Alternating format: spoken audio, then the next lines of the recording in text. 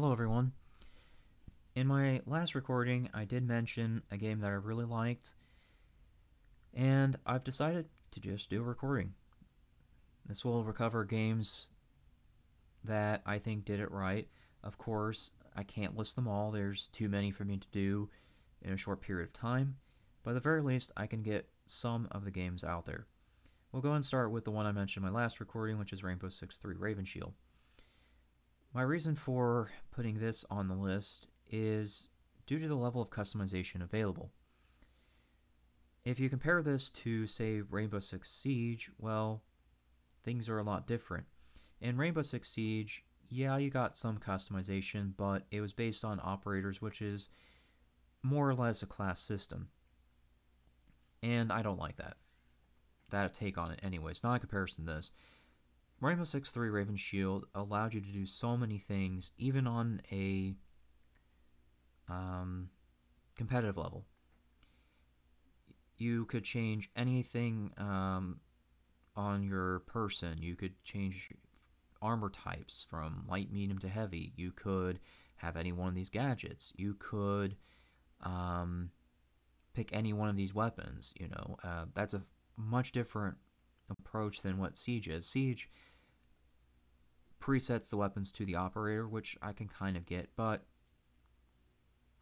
I think it takes away from the creativity or the fun of exploring different options.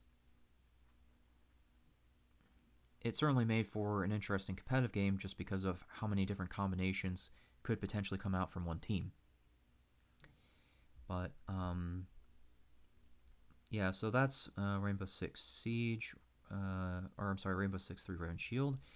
Let's go to War of the Roses now.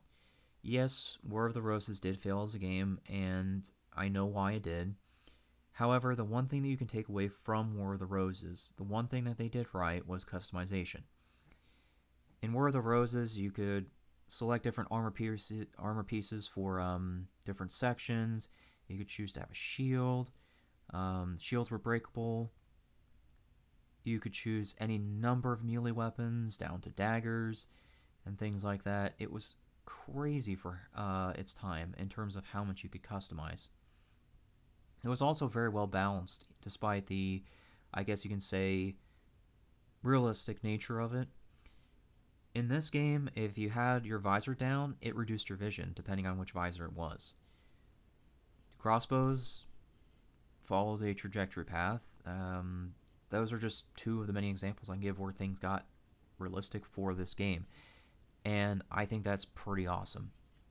So customization led into realism indirectly is where I'm getting with that because of the interaction between weapons and armor. Anyways, Dragon Age Origins. Yes, Dragon Age Origins did have a class system, and there were pros and cons, of course, for a class because of the masteries that you would eventually have for said classes. However, the amount of options you had within your class were quite extensive. You could be a warrior with a bow, for example. That choice of being a bow warrior could lead into other things. An example is Master Archer. If you see here, it says eliminates the penalty to range attack speed when wearing heavy chest armor. So now your decision has branched out into a talent that now gives you the ability to be a heavy archer. So you can see where I'm going with this, that while yes, there is classes, they did allow you to do some pretty interesting things, and for that reason, Dragon Age Origins definitely deserves a mention. The next one that deserves a mention is Vampire the Masquerade Redemption. When I last looked, Vampire the Masquerade Redemption was still in the top 50 games lists of all time. I found more than one list mentioning that this game is easily in the top 50 of our time, and I can agree with that. This game had an amazing story, and the customization level was also amazing. with Vampire the Masquerade Redemption, you had the ability to choose what the main character did. You could be a caster, you could be melee, or you could even be a ranged character. It all depended on what stats you bought, and for that matter, which disciplines you chose to get with those.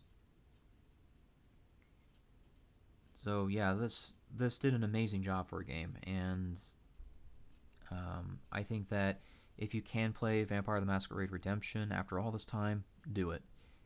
It's definitely worth it. Next one on my list is Titan Quest. I have noticed that there isn't very many people who are aware of Titan Quest, and that's a shock to me. Titan Quest did more than customization right. I think one of the other things that Titan Quest did right was combining mythology and history into a game that's actually fun, or at least imaginative, however you wish to put it. That's a very hard thing to do. Anytime you involve, real life aspects or even realism into the game, there's a chance players may not like your game because either you do it too heavily on one end or the other.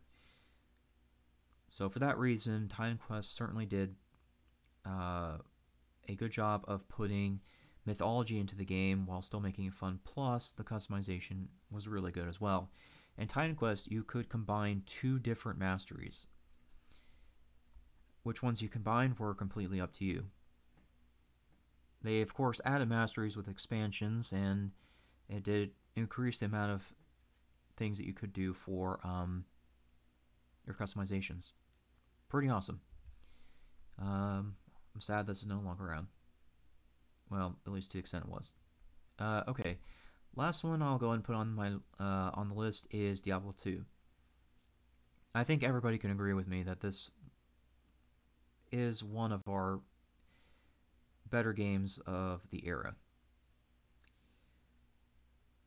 I mainly played Paladin, but when Druid came out, I did play a Werewolf Druid. Didn't really like it. I stuck with it to high level. So then I decided to try an Amazon. Ended up liking it, but not as much as the Paladin. So Paladin's where I stuck to it. So I'll use the Paladin for the sake of my example in terms of customization. If you compare a Paladin to a Crusader of Diablo 3, there's a very big difference. In Diablo 3, Crusaders were very restricted in terms of that you really only went one way, and that was shields. But in Diablo 2, Paladins could go any number of directions. There was multiple successful builds for Paladin in Diablo 2. There was the Might Paladin, which used the Might Aura and two-handed weaponry. There was Zeal Paladins, there was Hammerdins, the list goes on. In my opinion, if you have a class with multiple metas, then you know the game is doing something right. Because that tells you that you've given players enough tools or options to do something differently than another person. If you start seeing metas that line up, like there's only maybe one or two and they're basically identical in one form or another, then you know you've done something wrong. Because at that point, you haven't given the players the tools or options to do it. But Diablo 2 definitely gave those tools and options to players. For that reason, we saw tons of different builds with not just the Paladin, but the Amazon.